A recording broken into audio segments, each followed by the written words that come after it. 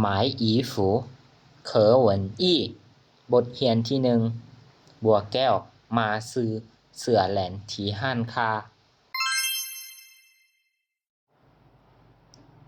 บัวแก้วมาซื้อเสื้อแหลนที่ห้านค้าปัวเฉียว这件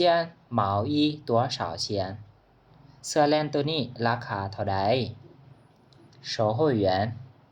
180块180หยวนปัวเฉียว我可以试试吗ค่อยลองนุ่งเบิ่งได้บ่售货员可以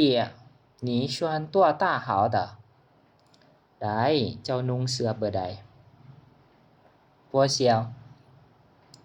小号的吧นุ่งเบอร์น้อย售货员给你试衣件在那ให้เจ้าห้องลองเครื่องนุ่งอยู่พุ่นหลังจากบัวแก้วลองเสื้อปัวเฉียวอะโก้ย哎呀这件有一点小有没有大一点อะโก้ยเสื้อตัวนี้น้อยหน่อยนึงมีใหญ่หน่อยนึงบ่售货员哟你试试